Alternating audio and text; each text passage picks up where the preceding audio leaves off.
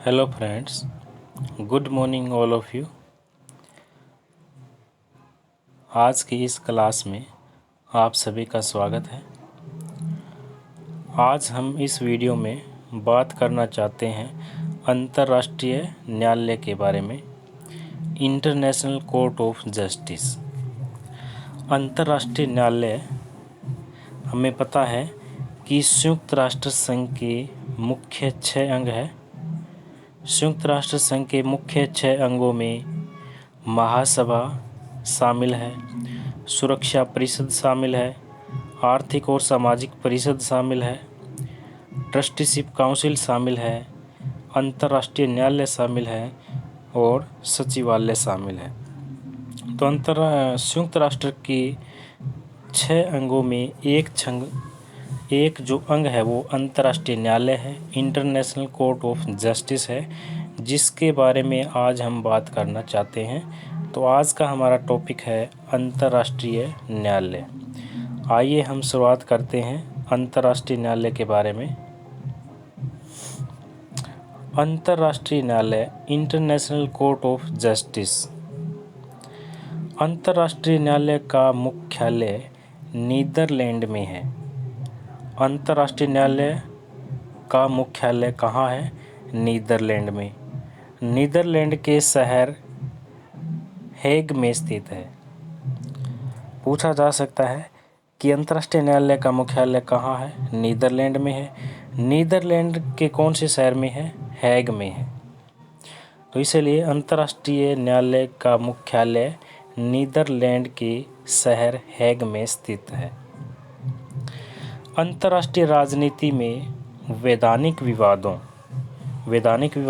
राज्यों के मध्य जो विवाद है, देशों के मध्य जो विवाद है के समाधान के लिए अंतर्राष्ट्रीय न्यायालय की स्थापना की गई है। अंतर्राष्ट्रीय राजनीति में वैधानिक विवादों के समाधान के लिए अंतर्राष्ट्रीय न्यायालय की स्थापना की गई है। अंतर्राष्ट्रीय न्यायालय का निर्णय परामर्शकारी माना जाता है, यानी कि अंतर्राष्ट्रीय न्यायालय परामर्शकारी निर्णय देती है, इसीलिए अंतर्राष्ट्रीय न्यायालय का निर्णय परामर्शकारी माना जाता है। अंतर्राष्ट्रीय न्यायालय के द्वारा दिए गए निर्णय को बाध्यकारी में लागू करने की शक्ति सुरक्षा परिषद के पास है। संयुक्त राष्ट्र के जो 6 अंग है उसमें सबसे महत्वपूर्ण अंग, इम्पोर्टेंट जो अंग है, शक्तिशाली जो अंग है वह सुरक्षा परिषद है, सिक्योरिटी काउंसिल है।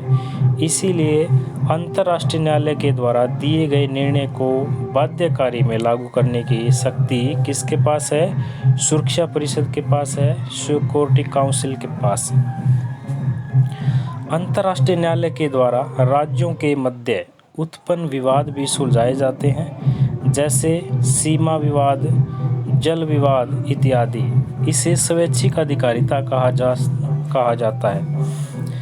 अंतर्राष्ट्रीय न्यायालय के द्वारा राज्यों के मध्य उत्पन्न विवाद भी सुलझाए जाते हैं, जैसे कि सीमा विवाद, जल विवाद। इसे स्वैच्छिक अधिकारिता कहा जाता है। इसके अतिरिक्त संयुक्त राष्ट्र संघ की विभिन्न एजेंसियां भी अंतर्राष्ट्रीय न्यायालय से विवाद के मुद्दों पर परामर्श ले सकती है। इसे परामर्शकारी अधिकारिता कहा जाता है। संयुक्त राष्ट्र संघ की अनेक एजेंसियां हैं, जिनमें ILO शामिल है, ILO है, यूनेस्को है,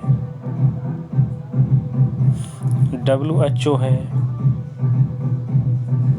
अनेक एजेंसियां हैं संयुक्त राष्ट्र संघ की। तो संयुक्त राष्ट्र संघ की विभिन्न जो एजेंसियां हैं, जो ILO है, यूनेस्को है, WHO है, अंतर्राष्ट्रीय न्यायालय से विवाद के मुद्दों पर परामर्श ले सकती है। इसे परामर्शकारी अधिकारिता कहा जाता है। अंतर्राष्ट्रीय न्यायालय का निर्णय उन सभी देशों पर बाध्यकारी होता है जो न्यायालय द्वारा दी गई संविधि के भाग है। अंतर्राष्ट्रीय न्यायालय का निर्णय उन सभी देशों पर बाध्यकारी होता है जो न्यायालय द्वारा दी गई संविधि के भाग है। उन सभी देशों पर यह निर्णय लागू होता है। संरचना स्ट्रक्चर कैसा है अंतर्राष्ट्रीय न्यायालय का स्ट्रक्चर। अंतर्राष्ट्रीय न्यायालय की संरचना का अगर हम जिक्र करें तो अंतर्राष्ट्रीय न्यायालय का जो मुख्यालय है वो हैग में स्थित है, नीदरलैंड के शहर हैग में स्थित है। न्यायालय की आधिकारिक जो भाषा है वो अंग्रेज़ी तथा फ्रेंच है। अंतर्राष्ट्रीय न्यायालय की आधिकारिक कामकाजी जो भाषा है वह है अंग्रेज़ी और फ्रेंच भाषा है। न्यायालय में किसी एक राज्य के एक से अधिक नागरिक एक साथ न्यायाधीश नहीं हो सकते। ये बात हमें ध्यान रखनी चाहिए कि न्यायालय में किसी एक राज्य के एक से अधिक नागरिक एक साथ न्यायाधीश नहीं हो सकते हैं। इसके अलावा अंतर्राष्ट्रीय न्यायालय में 15 न्यायाधीश होते हैं। अंतर्राष्ट्रीय न्यायालय में कितने न्यायाधीश होते हैं? 15 न्यायाधीश होते हैं। अंतर्राष्ट्रीय न्यायालय में इंटरनेशनल कोर्ट ऑफ जस्टिस में 15 न्यायाधीश होते हैं। और इसके अलावा इनका कार्यकाल कितना होता है? न्यायाधीशों का जो कार्यकाल है वो 9 वर्ष होता है। न्यायाधीशों का कार्यकाल 9 वर्ष होता है और अंतर्राष्ट्रीय न्यायालय में 15 न्यायाधीश होते हैं। अंतर्राष्ट्रीय न्यायालय में भारत के व्यक्ति भी न्यायाधीश के पद पर रह चुके हैं। तो आइए हम जानते हैं उनके बारे में। भारतीय न्यायाधीश दलबीर भंडारी का अंतर्राष्ट्रीय न्यायालय में निर्वाचन। भारत के एकमात्र व्यक्ति दलबीर भंडारी अंतर्राष्ट्रीय न्यायालय में न्यायाधीश रह चुके हैं।